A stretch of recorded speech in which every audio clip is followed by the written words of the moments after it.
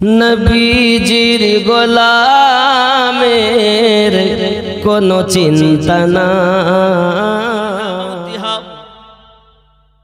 এই আয়াতের তাফসীরে আল্লামা ইসমাইল হকি রহমাতুল্লাহ আলাইহি বলেন, ইন্না ফাতিমাতা যাহরা রাদিয়াল্লাহু তাআলা আনহা লাম্মা নাযালা আলাইহা মালাকাল মাউতি লাম তারদি বিকবদিহা ফাকাব্বাদাল্লাহু রূহাহা। জোরে বলুন সুবহানাল্লাহ।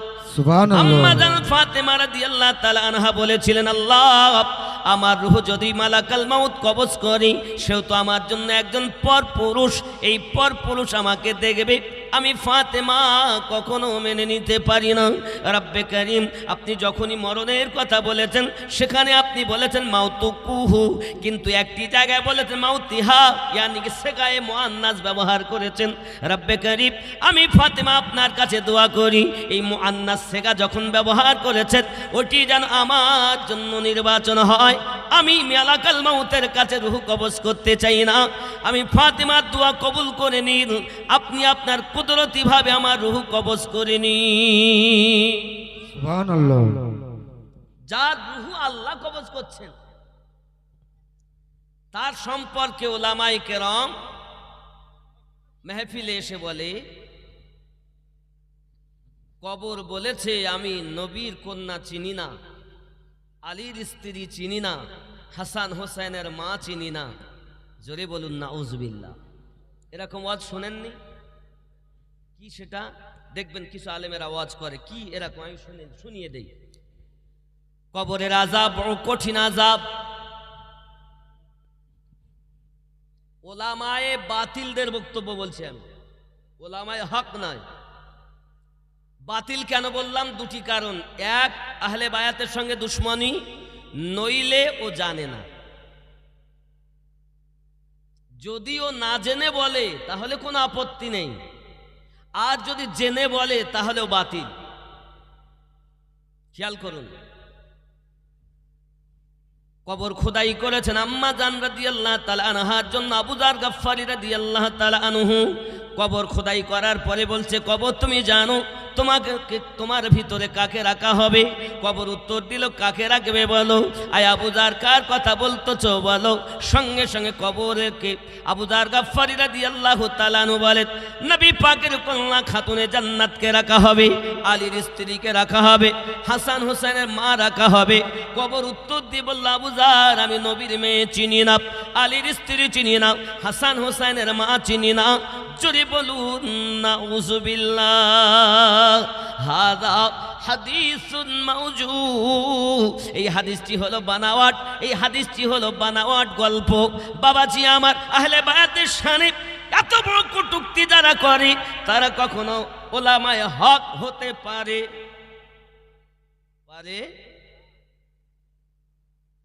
আব্বাজান আমার খেয়াল করুন, আম্মা জান ফাতেমা যোহরা সালামুল্লাহি আলাইহা এমন একজন আপনার রমণী, নবী পাক সাল্লাল্লাহু আলাইহি সাল্লামের জীবন আদর্শ, যার ভিতরে কুটে কুটে আল্লাহ পাক ভরে দিয়েছেন, যার চেহারা মোবারকা আমার নবী পাকের সঙ্গে আপনার কিনা অ্যাডজাস্ট করা হয়েছে। যুবকরা ভালো করে বুঝুন, ফাতেমা যোহরা রাদিয়াল্লাহু তাআলা আনহা আম্মা জান যখনই যেখানে যেতেন আম্মা জান সাথে করে নিয়ে যেতেন। বাবা সোনামানিকেরা আমার মক্কা নগরী যখন জন্ম নিয়েছেন, এই মক্কা নগরে ওনার এমন হালাত, যখন ওনার বয়স অল্প 4 থেকে 5 বছর, মক্কা নগরীর ভিতরে আপনার আমার নবী সাল্লাল্লাহু আলাইহি ওয়াসাল্লাম ইসলাম প্রচার করতেছেন। হে বাবা, কত অত্যাচার মক্কার কাফেরেরা করেছে। একদা আমার আপনার নবী সাল্লাল্লাহু আলাইহি ওয়াসাল্লাম নামাজের জন্য আপনার সেজদায় চলে গেছেন। এই যুবকেরা সঙ্গে সঙ্গে আবু জাহেলের দলের লোক উটের পচা ভুঁড়িয়ে এনে নবী পাকের পিঠের ওপরে রেখে দিয়েছেন। আম্মা জান খাতুনে জান্নাত রাদিয়াল্লাহু তাআলা আনহা যখন দেখতে পেয়েছেন, ছুটে গিয়েছেন আর ওই ভুঁড়িটাকে নিচে নামিয়ে দিয়েছেন। আমার আপনার নবী সাল্লাল্লাহু আলাইহি ওয়াসাল্লাম নামাজ সমাপ্ত করে নিলেন। এই যুবকেরা হাত দুটি তুলে ফরিয়াদ করে, আল্লাহ, যারা ইহুদি নাসারা চেনে না ইসলাম, আল্লাহ তার চেনার ক্ষমতা দাও। আব্বাজি আমার, অনেক কষ্ট আমার নবী পাকের প্রতি আপনার আম্মা জান দেখেছেন। শুধু তাই নয়, একদা জিজ্ঞাসা করছেন, আব্বুজি এরা কেন আপনার এত বদনাম করে? আমি গিয়েছিলাম, আবু জাহেলের আওয়াজ শুনতে পেয়েছি।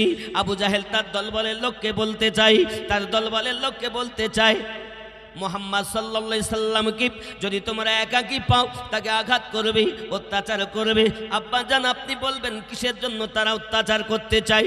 প্রিয় নবী বলেছিলেন, ফাতিমা কলিজার টুকরা আমার, আমি এক আল্লাহর ওয়াহদানিয়াত প্রচার করি, আল্লাহকে মানার কথা বলি, আল্লাহর ইবাদতের কথা বলি, এই জন্য তারা আমার প্রতি হিংসা পোষণ করে।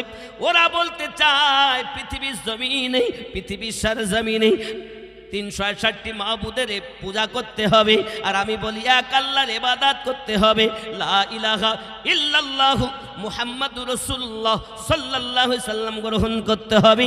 ওরা মেনে নিতে চায় না, এই জন্য আমার প্রতি তারা অত্যাচার করতে যায়। বলে আমার সোনা মানিকেরা, একদা তারা সব একত্রিত হয়ে একটা লিস্ট বানিয়ে নিল, কাবার দরজায় টাঙিয়ে দিল, মুহাম্মদ সাল্লাল্লাহু আলাইহি সাল্লামের সঙ্গে সমস্ত রকমের সম্পর্ক ছিন্ন করতে হবে।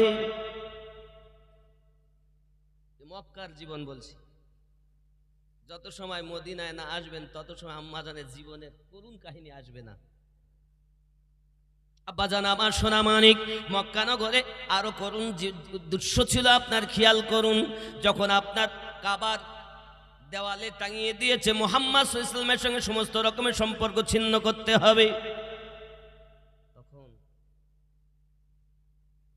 কি আশ্রয় দেবে? আমার আপনার নবী 3 বছরের মতো শিয়াবে আবু তালিবের কঠিন কষ্ট ভোগ করেছেন। যুবকরা আমার, আমি আপনাদের একটুখানি দৃষ্টি আকর্ষণ করতে চাই। বাবা আবু তালিব মক্কার মানুষকে ডাক দিয়েছিলেন, প্রথম আমার নবী পাকের মিলাদ হচ্ছে। বাবা আবু তালিব মক্কার মানুষকে ডাক দিয়ে বলেছিলেন, মক্কাবাসী আমার বাড়িতে তোমরা দাওয়াত গ্রহণ করো। তারা দাওয়াত গ্রহণ করলো। আব্বাজি আমার খাওয়া দাওয়ার পরে আবু তালিব বলেছিলেন, ও মক্কাবাসী, আমার ভাতিজা মুহাম্মদ এক আল্লাহর ইবাদত করতে পারে, এটাই তোমাদের জন্য বড় দৃষ্টি আকর্ষণ হচ্ছে, তোমরা খারাপ মনে করতেছ। তোমরা এক কাজ করো, মুহাম্মদ যেটা বলে সেটা সত্য কথাই বলে। সর্বপ্রথম মিলাদ পাঠ করেছেন, আমার নবীর প্রশংসা করেছেন মক্কা নগরে আবু তালিব, আলীর আব্বা। জোরে বলুন সুবহানাল্লাহ, সুবহানাল্লাহ। এটাই ইসলাম ইতিহাস বলছে। যুবকরা, মক্কার মানুষ আবু তালিবকে সিভু করে তুচ্ছ মনে করে চলে গেল। দ্বিতীয় দিন আবার দাওয়াত দিলেন। দ্বিতীয় দিন আবার খাওয়া দাওয়ার পরে বাবাজি আমার খাসির গোশত বকরি জবাই করে খেতে দিয়েছিলেন, দ্বিতীয় দিন একই হালাত। তৃতীয় দিন আবার দাওয়াত দিলেন। আব্বাজি আমার তৃতীয় দিন তারা অস্বীকার করে চলে গেল। আব্বা আমার শিয়াবে আবু তালিবের ভিতরে আমার আপনার নবী কাটালেন কঠিন দৃশ্য। হযরতে বেলাল রাদিয়াল্লাহু তাআলা আনহু, ওনার প্রতি কোনো আঘাত করা হয়নি, কারণ বেলাল ছিল একজন গোলাম। বেলাল রাদিয়াল্লাহু তাআলা আনহু খুব নিরালা নির্জনতায় নিশিরাতে আমার নবী পাকের সঙ্গে আপনার দেখা করতে চলে আসতেন। আমার আপনার নবী বললেন, বেলাল, তুমি তোমার জীবনের ঝুঁকি নিয়ে আমার সঙ্গে শিয়াবে আবু তালেবে দেখা করতে কেন আসো? যদি তারা মারে, যদি তারা আঘাত করে, ইয়া রাসূলুল্লাহ, ইয়া হাবিবাল্লাহ, হুজুর, আমি জীবনের পরোয়া করি না, কিন্তু আপনার দিদার না করলে আমি বেলাল থাকতে পারি না। সুবহানাল্লাহ।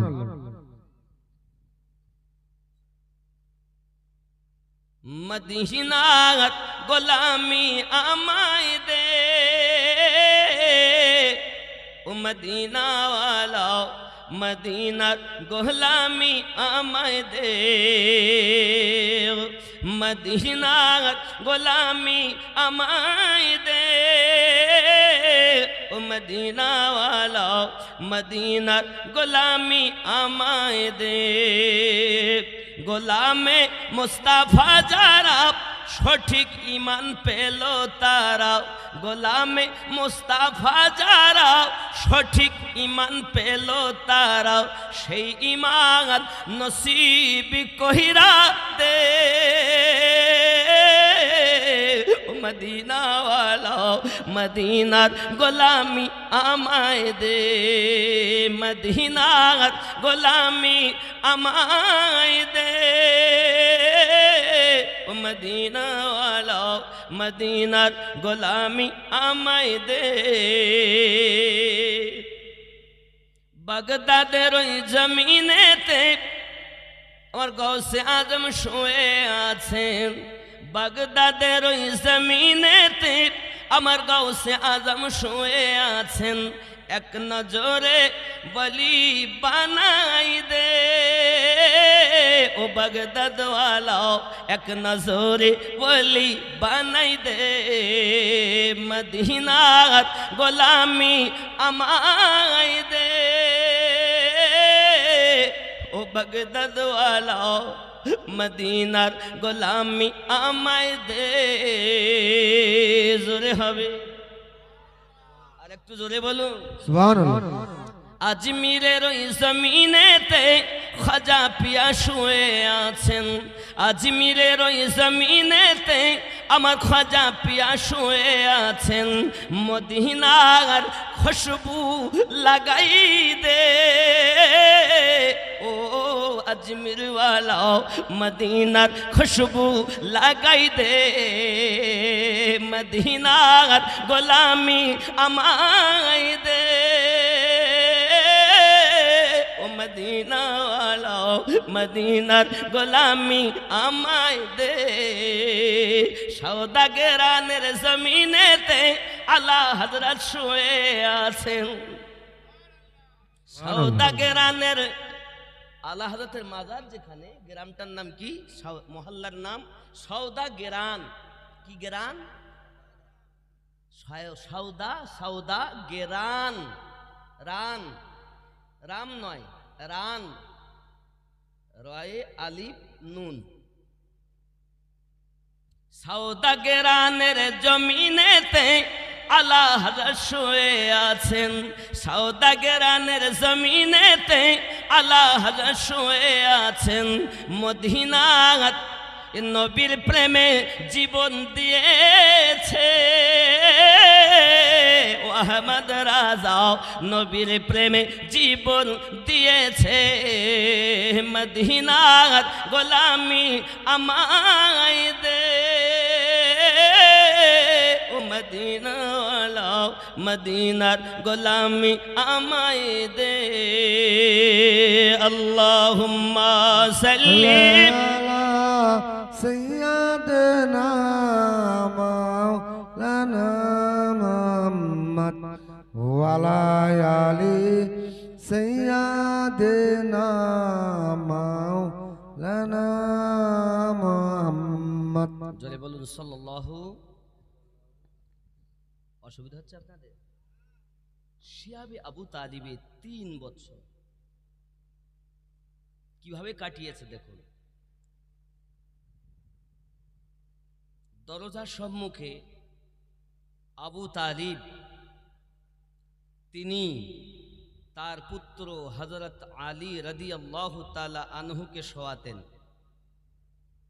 আর মুস্তাফা জানে রহমতকে ভিতরে রাখতেন মক্কায় অনেক শত্রু হাজার হাজার দুশমন কেউ যদি এসে রাতের বেলাতেই আমার তো ঘুমের দোষ যদি চোখ লেগে যায় আর সেই সময় যদি এসে তলোয়ার চালায় তো মুস্তাফা যেন রহমতের আঘাত হলে আমি আবু তালিব সইতে পারবো না তাই নিজের কলিজার টুকরা আলী রাদিয়াল্লাহু তাআলা আনহুকে দরজার মুখে শুইয়ে দিতেন দুশমনেরা যদি আঘাত করে অজান্তে আমার বেটা আলী কুরবান হবে মুস্তাফার কোন আঘাত হবে এটা ছিল আবু তালিবের ঈমান জোরে বলুন সুবহানাল্লাহ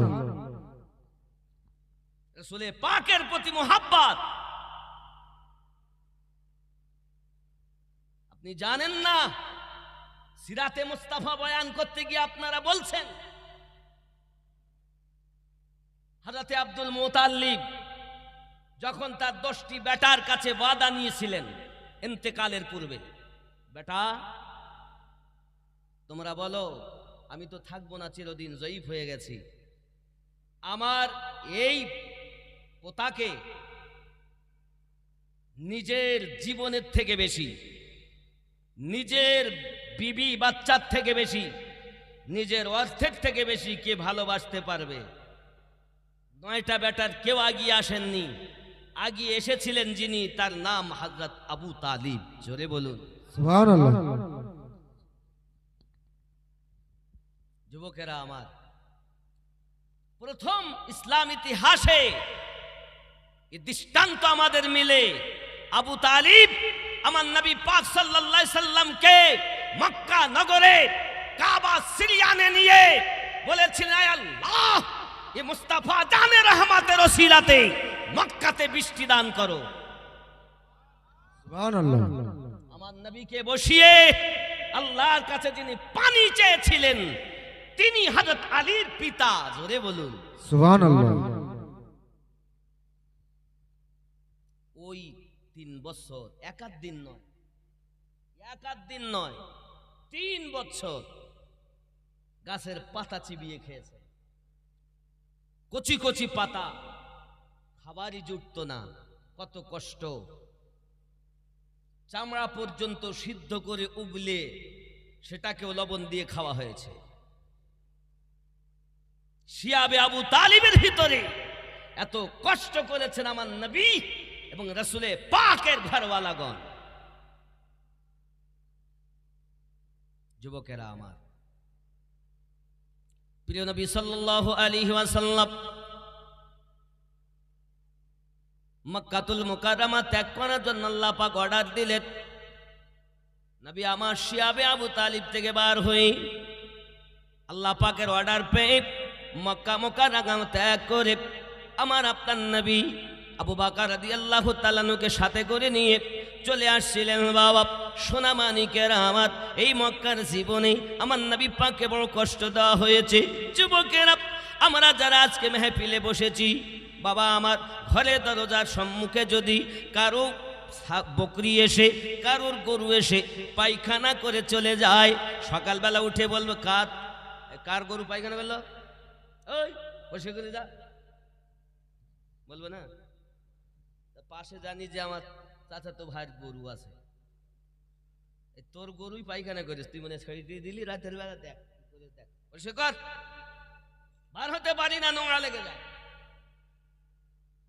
আব্বাজি আমার সোনা মানিকেরা, আপনার আমার নবী পাক যে ঘরের ভিতরে থাকেন, ঘরটা কোথায়? আল্লাহ পাক যদি কখনো মক্কায় নিয়ে যায়, আপনি দেখবেন মক্কা খানায় কাবার পরেই আছে মাকামে ইব্রাহিম, ইব্রাহিম আলাইহিস সালামের কদমের নিশানা।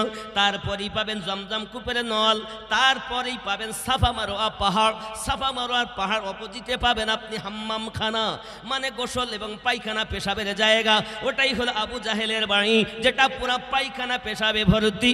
এই যুবকের ওই হাম্মাম খানা পার হয়ে হলুদ রঙের একটি ঘর দেখবেন, এটাই হলো আমার আপনার নবী পাকের জন্মভূম। জোরে বলো সুবহানাল্লাহ।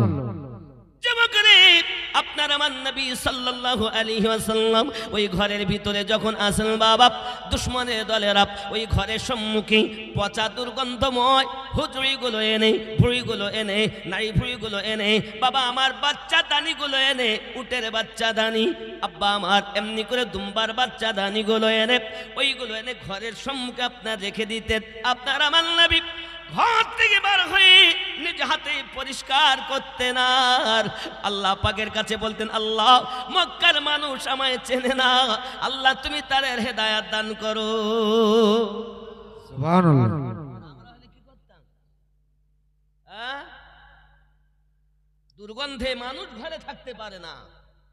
যুবকেরা, মক্কা নগরে জমিনে আমার আপনার নবী যখন খানায় খাবার নিকটে নামাজ পড়তেন, এরে আমার যুবকেরা, আবু জাহেল আমার নবী পাকের কাছে একদিন এসে আমার নবীর আপনার জামার কলোয়ার খানা ধরে নিয়ে কাবার দেওয়ালে মাথা ঠুকে দিয়েছেন। যুবকরে, আমার আপনার নবী বিশানি মোবারকা ফেটে গিয়েছে। ফেটে যাওয়ার পর কাবা শরীফ ত্যাগ করে টুকটুক করে আপনার ঘরে গিয়েছেন। আম্মা খাদিজাতুল কুবরা সালামুল্লাহি আলাইহা আমার নবী পাকের রক্ত ঝরা দেখে বলছেন, কি হয়েছে আমার স্বামী, কি আঘাত করেছে আপনাকে? বাড়িতে এমন কোনো কাপড় নাই যে কাপড়টা দিয়ে আমার নবী পাকের মাথায় ব্যান্ডেড করে দেওয়া হবে? আব্বাজি আমার কাপড়টা একটু বেঁধে দেবেন, এমন কোনো অবশিষ্ট কাপড় নাই।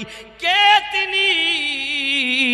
মক্কা নগরের সব থেকে বড় ধনী মহিলা, নাম তার হযরতে খাদিজাতুল কুবরা সালামুল্লাহি আলাইহা, যিনি সোনার গ্লাসে পানি পান করনে वाली মহিলা। তিনি আমার নবী পাকের কদমে সব কিছু কুরবান করে দিয়েছিলেন, কিন্তু আজ একটা কাপড় নাই আমার নবী পাকের মাথাতে ব্যান্ডেড করবেন বাবা, যিনি খাতুনের জান্নাতের জননী মা ফাতেমার আম্মা জান হযরতে খাদিজাতুল কুবরা সালামুল্লাহি আলাইহা কাপড় যখন পাচ্ছেন না, নিজের একটি ওড়নার কোনা ছেড়ে আমার নবী পাকের মাথায় ব্যান্ডেড করে দিয়েছেন।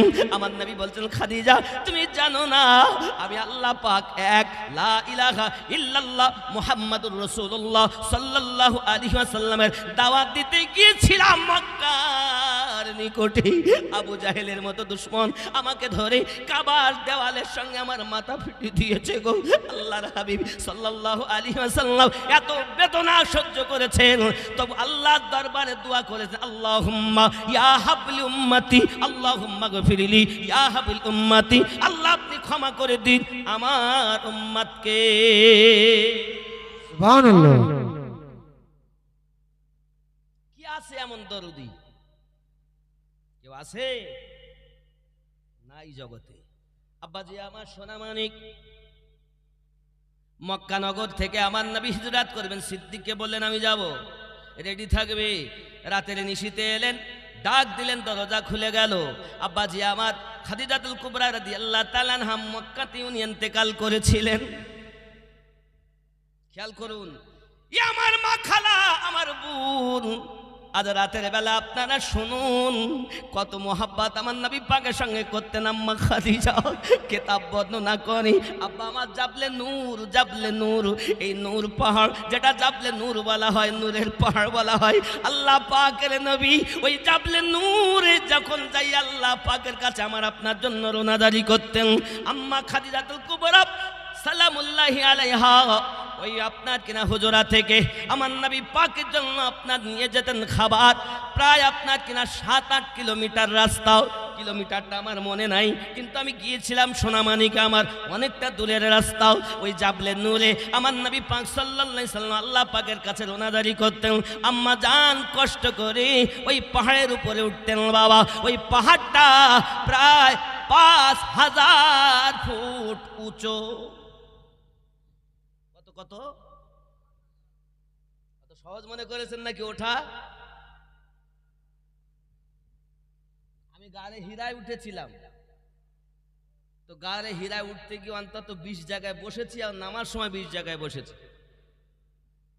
আমার বাচ্চা সঙ্গে ছিল, আমার ছেলে, আমার স্ত্রী ছিল, আমরা 3 জনাতেই। তো বিশাল কষ্ট যে পাহাড়ে আমার নবী উঠেছিলেন। যাই হোক বাবা, প্রিয় নবী সাল্লাল্লাহু আলাইহি ওয়াসাল্লামের কাছে আম্মা জান খাবার নিয়ে আসতেন। আল্লাহর হাবিব সাল্লাল্লাহু আলাইহি সাল্লাম খাবার গ্রহণ করতেন। কখনো কখনো দেখা যেত 20 দিন 25 দিন, এমনকি 29 দিন 30 দিন পর্যন্ত আমার নবী পাক খেতে পেতেন না। আল্লাহ পাক আল্লাহ তাআলা বলেন, হাবিব আপনার এই ক্ষুধা আমি আল্লাহর বড় পছন্দ হয়েছে, আমি আপনার উম্মতের জন্য 1 মাস রোজা ফরজ করে দিলাম। সুবহানাল্লাহ। আমার নবীর কষ্ট, জাবলে নূরের ভিতরে খাবার কষ্ট দেখে আমার আল্লাহ পাকের বড় ভালো লেগেছে। এই জন্য আল্লাহ আমাদের জন্য রোজা ফরজ করেছেন, যেন উম্মতগণ, আমার নবীর উম্মত, তোমরা যেন খাবার কষ্ট অনুভব করো। এ যুবক, রোজা আমাদের সম্মুখে হয়তোবা আজ 1 মাস 9 দিন মতো বাকি, খুব সামনে রোজা নাকি? ফাল্গুন মাসের 16 তারিখ দিবাগত রাত তারাবি হবে, 17ই ফাল্গুন পহেলা রোজা হবে। তিথি বলছে, ক্যালেন্ডার বলছে। এইবার যদি আল্লাহ পাক আগা পিছু কিছু করেন সেটা চাঁদের হিসাবে হতে পারে, কিন্তু এখন তিথি এই হিসাব, 17ই ফাল্গুন পহেলা রোজা। তাহলে আজকে মাঘ মাসের কত? 7, তাহলে আর কদিন আছে? 9 দিন, 1 মাস 9 দিন নাকি? 9 দিন পরেই আমাদের তারাবি পড়ি, একদম তারাবি পড়ি রোজা রাখতে হবে। রেডি হয়ে যান, তৈরি হয়ে যান। আগের মাসটা ছিল রজব, রজব চলছে, সামনে মাস হলো শাবান। তো রজবে বীজ বপন হবে, শাবানে পানি সেচন হবে, আর রমজানে ফসল কর্তন হবে। যে ব্যক্তি এই মাসে বীজ বপন করলো না, তার পানি সেচার কোনো প্রয়োজন হয় না। আর যে পানি সেচনও করলো না, তার ফসলের কোনো আশা থাকে না। আল্লাহ পাক এই জন্য এই মাসটার নাম দিয়েছেন রজব। রজব অর্থ হলো বধির, কালা, শুনতে পায় না। তার মানে এই রজব মাস গোনা কিছু শোনে না, যা শোনে সব নেকি শোনে। জোরে বলুন সুবহানাল্লাহ। আল্লাহ পাক জিজ্ঞাসা করে, এই রজব, তুই জমিনে ছিলি, বল আমার বান্দা বান্দি তোর সাথে কেমন আচরণ করেছে। রজব মাস আল্লাহ পাকের কাছে যাইয়া বলেন, আয় আল্লাহ, জগতে গিয়েছি আর আপনার বান্দা এবং বান্দিদের শুধু নেক কাজ করতে দেখেছি, সুবহানাল্লাহ। আর আপনি সুদ খাচ্ছেন, আপনি মদ খাচ্ছেন, আপনি নবীর গোলাম বলে পরিচয় দিচ্ছেন। হবে হবে?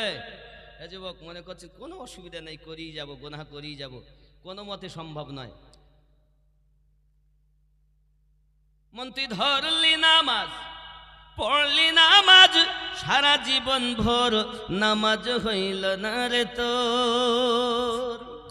সুবহানাল্লাহ। নামাজের নিলি না খবর।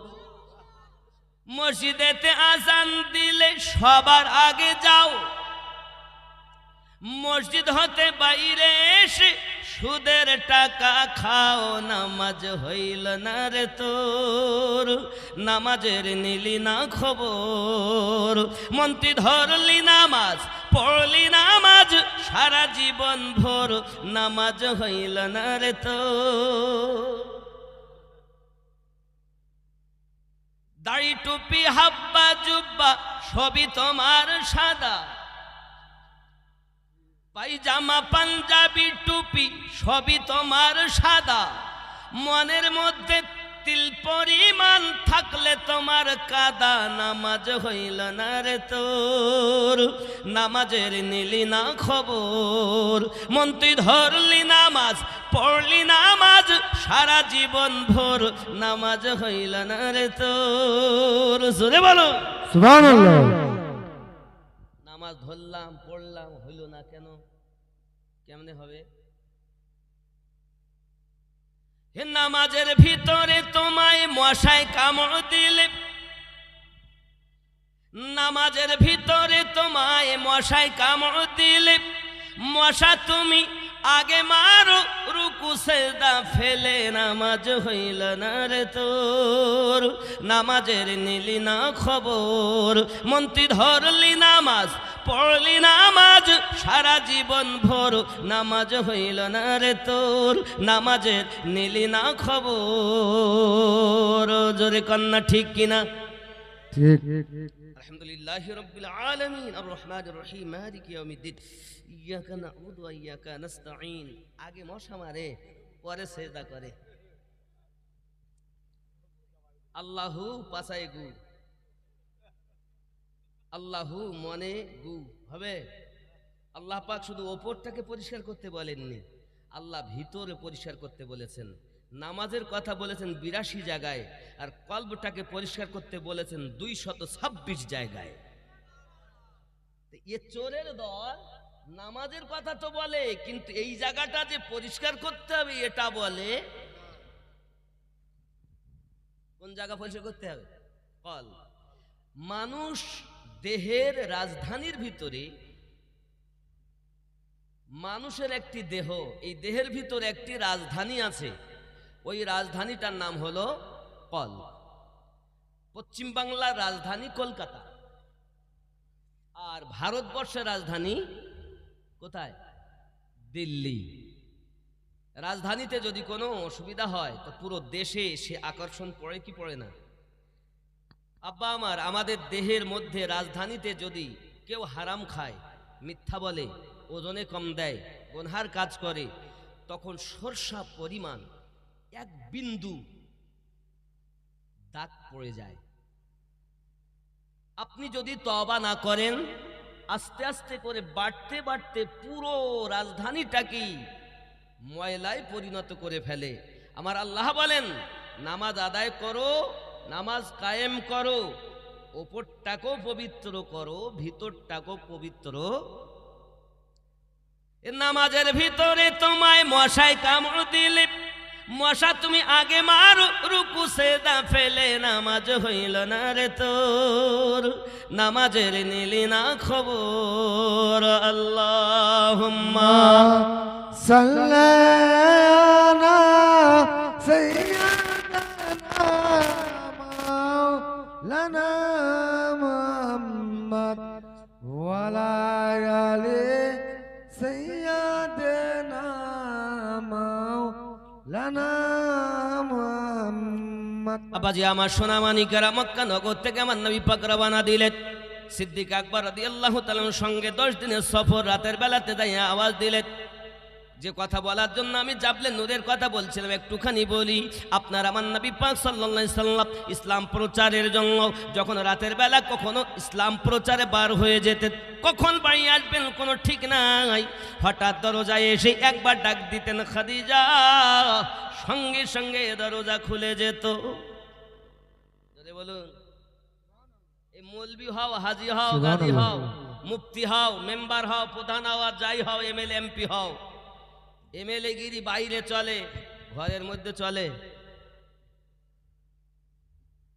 হ্যাঁ গো, সবাই ভয় করে স্যার স্যার, আর বাড়ি গেলে এত দেরি কেন স্যার, তুমি এসো দেখছি। কি ঠিক না? ওরা বলছে আমরা ভান্ডারে পাই 1000 টাকা। চিন্তা কিসের? স্বামীর কদর নাই। কিন্তু আমার রাসূল করিম সাল্লাল্লাহু আলাইহি ওয়াসাল্লাম একবার আওয়াজ দিতেন, দরজা খুলে যেত। জোরে বলুন।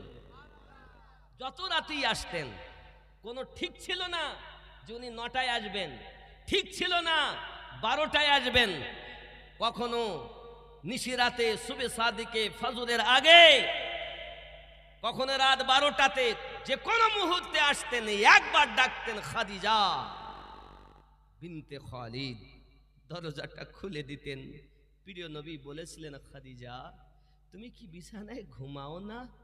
আম্মাজান বলেছিলেন, ইয়া রাসূলুল্লাহ, হুজুর আপনি যখন বাইরে চলে যান, আমি তখন আপনার জন্য অপেক্ষা করি, চিন্তা করি যদি বিছানায় শুয়ে যাই আমার চোখ লেগে যাবে, আপনি ডাকবেন খাদিজা বলে, আমি দরজা খুলতে পারবো না, আল্লাহ পাওয়া যাবে না।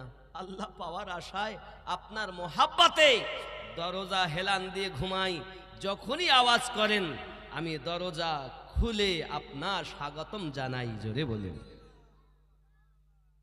একবার আওয়াজ দিয়েছেন আসসালামু আলাইকুম ইয়া আহলাল বাইত, সঙ্গে সঙ্গে দরজা খুলে গেছে। জোরে বলেন।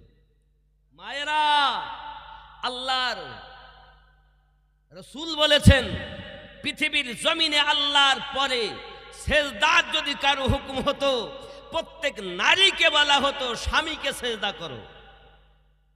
স্বামীর মর্যাদা কত, স্বামীর সম্মান কত, প্রত্যেক নারীকে বলা হতো সেজদা কার করো? আল্লাহর পরে কার করো? নবী বলেন স্বামীকে করো। এত মর্যাদা। সেই স্বামীকে কথা বলে না, খালাতো ভাইয়ের সঙ্গে গল্প করে, আর আপন স্বামী মুখ ঘুরিয়ে থাকে। এখানকার মায়েরা ভালো, এরা সব করে না, স্বামীকে খুব ভালোবাসে। কারণ যদি মনে করেন আমার স্বামী ভালো না, মনে করেন রাত আপনি যে 11টার সময় 12টার সময় ক্যারাম বোর্ড খেলে আসবেন, বাজারে গিয়ে আপনি সময় দিবেন, বিবির কাছে দিবেন না। যদিও রাত 11টায় বাড়ি এলেন, তো বিছানায় শুয়েছেন, তো আপনি কি করছেন? মোবাইল নিয়ে পড়ে আছেন। বিবি বলছে কি গো মোবাইল ছাড়ছে না, সবসময় মোবাইল, মোবাইলটা ছাড়ো। আরে হচ্ছে, ও বিছানা ওই ধারে ফিরে শুয়েছে, এও দেখতে ঘুমিয়ে যখন গেল, এ মোবাইল দেখতে, এও এদিক ফিরে শুয়েছে, মাঝখান ফাঁকা। ইবলিস ঢুকেই বলছে, এই তো স্বামীর থেকে তোর ফুফাতো ভাই দেখতে কত ভালো। মনের ভিতরে চিন্তা ভাবনা হলো। যখন সকালে উঠে স্বামী কাজে গেল, এ তখন ফোন লাগিয়েছে, ফুপু কেমন আছেন, জামাই কেমন আছেন, ভাইরা বাড়ি টাড়ি নাই। কথা বলতে বলতে এখন আর স্বামী ভালো লাগে না, ফুফাতো ভাইয়ের সঙ্গে কট লাইনে সম্পর্ক চলছে। ঠিক বলছি না ভুল বলছি? কিন্তু আপনারও তো লজ্জা করা দরকার ছিল, রাত 12টায় না এসে একটু সকাল সকাল আসি। আর যদিও আপনি পরিস্থিতি যদি একদিন হয়ে গেল তো এসেই মোবাইল নিয়ে পড়েছেন, বিবিকে সময় দিলেন না। সারাদিন তো থাকেনি না, যখন বাড়ি এলেন তো বিবিকে সময় দিলেন না। বিবিকে সময় দিবেন। আল্লাহ রসুল বলেন যে ঘরে স্বামী স্ত্রীতে মোহাব্বত সেটি হলো জান্নাতের ছোট টুকরা। জোরে বলুন। স্বামী স্ত্রীতে প্রেম হবে, মোহাব্বত হবে, বিবিকে সময় দিবেন। আর বিবিদেরকে বলি, যদি দুনিয়ায় কাউকে ভালোবাসতে হয়, মুর্শিদ, নবী, আল্লাহর কোরআন ছাড়া সব থেকে বেশি ভালোবাসবেন নিজের স্বামীকে। কথা বুঝতে পারেননি? কাকে ভালোবাসবেন? সন্তানকে কুরবানি করবেন স্বামীর জন্য। স্বামী থাকলে আল্লাহ দিলে আবার সন্তান হবে, আর স্বামী গেলে সন্তান হবে না। সন্তানের থেকেও স্বামীকে ভালোবাসতে হবে বেশি। ঠিক আছেন তো নাকি? ভুল বলছি নাকি? আর আব্বাদেরকে বলবো, আপনি আপনার স্ত্রীকে কখনো গালি দিবেন না, মারবেন না, আঘাত করবেন না। চলুন আমি আপনাদেরকে ঘটনা শোনাবো আম্মা জানের। ছেড়ে দিলাম মক্কার পথ, আসুন মদিনায়। আল্লাহর হাবিব সাল্লাল্লাহু, অনেক ঘটনা। আমি মক্কা মদিনা হিজরাতের কথাই বলতে লাগি তো টাইম শেষ হয়ে যায়। যাই হোক, আম্মা জানের পরিচয় পেলেন। ওনার আম্মা কত সুন্দর, খাতুনে জান্নাতের আম্মা খাদিজাতুল কুবরা রাদিয়াল্লাহু তাআলা আনহা রাতে না ঘুমিয়ে মুস্তাফার অপেক্ষা করতেন। জোরে বলুন। সেই মায়ের সন্তান ফাতেমা কেমন হবেন? চলুন আগিয়ে মদিনাতুল মুনাওয়ারায় আমার আপনার নবী সাল্লাল্লাহু আলাইহি ওয়াসাল্লাম। এখন মদিনাতে আম্মা জানের বিবাহ হবে, রাসূল করিম দিবেন। কার সাথে দিবেন চিন্তা করছেন। এখন ওনাদের বিবাহ কেমন হলো? 15 বছর বয়স, আর মাওলা আলী কারামাল্লাহু ওয়াজহুল কারীমের 21 বছর বয়স। খুব সংক্ষিপ্ত কথা, প্রিয় নবী সাল্লাল্লাহু আলাইহি ওয়াসাল্লাম বলছেন, আয় আলী, বিবাহ করার সামান তোমার কাছে আছে, দেনমোহর আদায় করা। হুজুর, আমার একটা ঢাল, একটি তলোয়ার আর একটি জেরা আছে। কি নাম বাবাজি? এখানকার ইমাম সাহেব আপনি? কি নাম আপনার? এই দেখেন, এই সাদ্দাম ভাই গো, আমাদের সাদ্দাম সাহেব, যে সাদ্দামের সময় জন্ম নিলেন কি না তার আগে? বাবা সাদ্দাম ভাই আপনাদের মসজিদের ইমাম। 1000 টাকা। নারে তাকবীর, নারে রিসালাত, নারায়ে গাউস, নারায়ে খাজা, মাসলাকে আলা হযরত। এই নাম আওয়াজ হলে টাকা পাওয়া যায় না। নারে তাকবীর। বাবজি আমার, আল্লাহ দানকে কবুল করুন, হায়াত দারাজ করুন। ওনার সন্তানাদি মেয়ে মুরব্বী আপনজনদেরকে আল্লাহ পাঞ্জেগানা নামাজি বানিয়ে দিন। জোরে বলি আল্লাহুম্মা আমিন। যুবক চলে যাবেন না, বসুন। মসজিদের জন্য আপনারা উন্নতি কল্পে জালসা দিয়েছেন।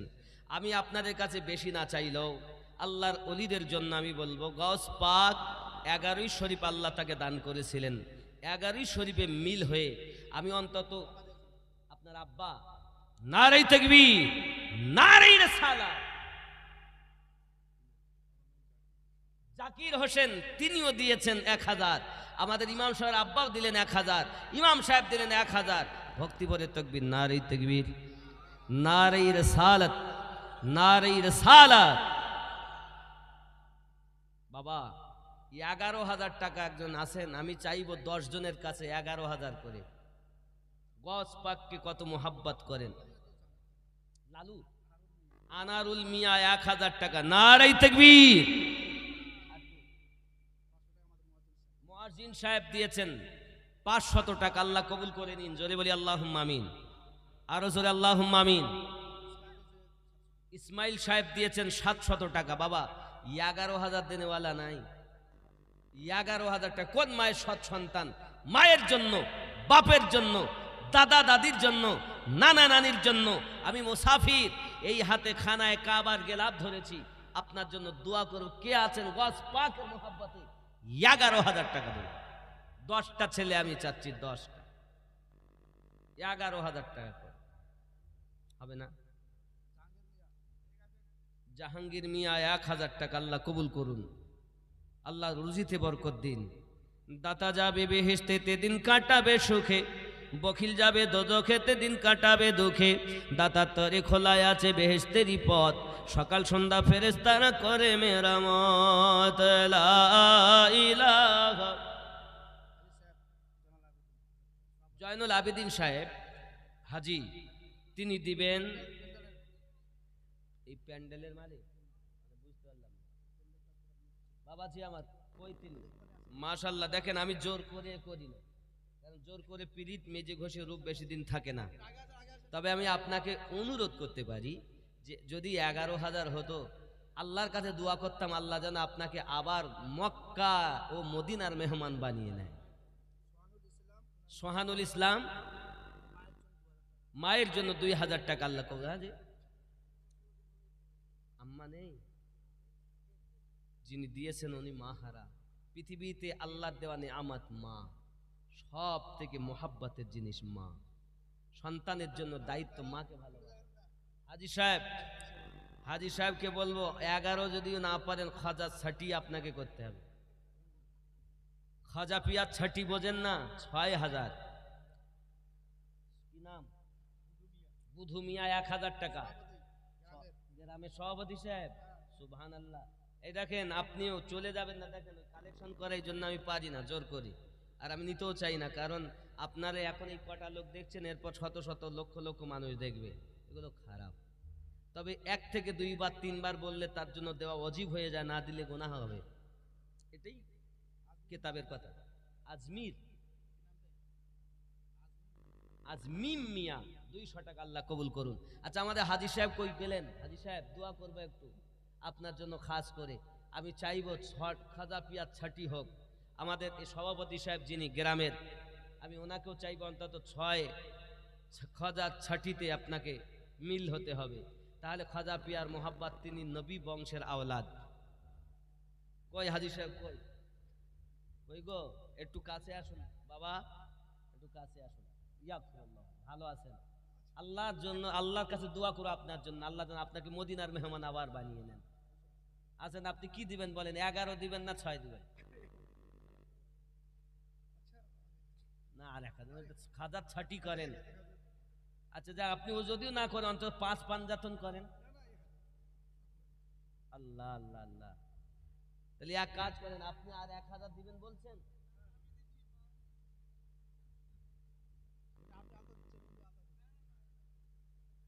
ও আল্লাহ। আচ্ছা, হাজি সাহেব 1,000 টাকা দিবেন বললেন, আর ওনার পুত্র, মনে হয় মাইক ম্যান উনি নাকি, কি জানো ভাই আপনার নাম? আনারুল ইসলাম সাহেব, তিনি 1,000 টাকা, আল্লাহ কবুল করুন। রাসূলে পাকের দিদার দানকারীগণের স্বপ্নের মাধ্যমে জুটিয়ে দিন। জোরে বলি আল্লাহুম্মা আমিন, আরো জোরে আল্লাহুম্মা আমিন। আব্বার সঙ্গে কিছুই যাবে না, এইটুকুই যাবে যেটুকু আপনি আমি মসজিদের জন্য দিব।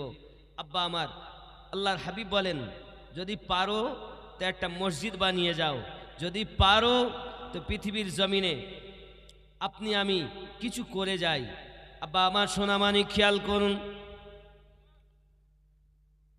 প্রেমের খেলা খেলেন নবী মেরাজে যাইয়া। জোরে বলুন। এই মাসে নবী মিরাজে গেছেন, রজব মাস, 26তম দিবাগত রাতে, 27 রাত। প্রেমের খেলা খেলেন নবী মেরাজে যাইয়া, একা করে নিলেন তার জিবরাইল আসিয়া। প্রেমের খেলা খেলেন নবী মেরাজে যাইয়া। জোরে বলুন। উম্মতেরই মেহেদী সরকার 1,000 টাকা। জোরে বলি আল্লাহুম্মা আমিন, আল্লাহ কবুল করুন। জোরে বলি আমিন। উম্মতের কান্ডারি নবী, আমার নবী, দয়ার নবী। উম্মতের কান্ডারি নবী, আমার নবী, দয়ার নবী। দিন রাত কাঁদেন নবী উম্মতের লাগিয়া, প্রেমের আলাপ করেন নবী মেরাজে যাইয়া। খেয়াল করেন, মেরাজেতে নিলেন তারে অতি আপন বন্ধু করে, মিরাজেতে নিলেন তারে অতি আপন বন্ধু করে, জান্নাতেরই চাবি দিলেন তাকে বুঝাইয়া। এ মিরাজেতে নিলেন নবী, নবীকে ডাকিয়া, মিরাজেতে প্রেমের আলাপ করেন নবী মেরাজে যাইয়া। জোরে বলুন সুবহানাল্লাহ। তোফা জি, কেউ নাই খাজা ছাটি করবেন, গস পাকের 11 শরীফ করবেন, অনেক কাজে একটাও আসে না। 500 আল্লাহ দান কবুল করুন, আর একজন 300 আল্লাহ কবুল করুন, জোরে বলি আমিন। মায়েরা, স্বামী যেন আপনাকে ভালোবাসে, আপনাকে বাদ দে। ফুফাতো ভাই, ফুফাতো বোন, খালাতো বোনের সঙ্গে কড লাইনে সম্পর্ক করে, যেখানে কাজে যায় সেখানেও একটা করে করে রাখে। প্রত্যেক পুরুষ 2 থেকে 3টে করে সম্পর্ক বাইরে কড লাইনে করছে কম বেশি, আমার জানা আছে। নিজের স্ত্রী বাদে অন্য জায়গায় যারা এরকম করে, দোয়া করবো আজকে মা আপনার জন্য, স্বামী যেন আপনাকে ফেলে সাইডে না যেতে পারে। মাজেদা বিবি আমার আম্মা একজন 2000 টাকা দিয়েছেন, আল্লাহুম্মা আমিন। আল্লাহুম্মা, আয় আল্লাহ পাক, আল্লাহ তাআলা আমার একজন মা 2000 টাকা দিয়েছেন, আল্লাহ কবুল করে নিন, অসুস্থ সেপায় কামেল আতা করে দিন। আমার মায়েদেরকে আবিদা জাহিদা নেককারিনী বানিয়ে দিন, আল্লাহ স্বামীর খেদমত গুজার বানিয়ে দিন, তাদের গর্ভে নেক সন্তান আতা করে দিন, পাঞ্জেগানা নামাজি বানিয়ে দিন। আল্লাহ মেহফিল আপনার দরবারে কবুল মঞ্জুর করে নিন, আমিন সুম্মা আমিন। বাহকলা ইলাহা ইল্লাল্লাহ মুহাম্মাদুর রাসূলুল্লাহ। আল্লাহুম্মা রফিকুল ইসলাম 1000 টাকা সভাপতি। বাবা জোর করি দেখছেন, আমি যারে ধরছি তাতে আমি জানি না কে কেমন, তবে আমি আপনাদের কাছে অনুরোধ করি, মুসাফির মানুষ একটু বেশি দেন, নইলে মসজিদ উন্নতি কি হবে? এই 1000 টাকা করে দিলে হয়? খাদিমুল ইসলাম 1000 টাকা আল্লাহ কবুল করেন। আনোয়ার 500 টাকা আল্লাহ কবুল করেন। একটু জোরে তাকবীর দেন তো, নারী তাকবীর। একটু আস্তে তাকবীর দেন তো, নারী তাকবীর। আস্তে যদি এই হয় তো জোরে কেরাম হবে? হ্যাঁ, মোহাব্বতে নারী তাকবীর। আর একটু জোরে, নারী রিসালাত, নারী রিসালাত, নারী তাকবীর, নারায়ে হায়দারি, নারায়ে হায়দারি। মোহাব্বতে নারী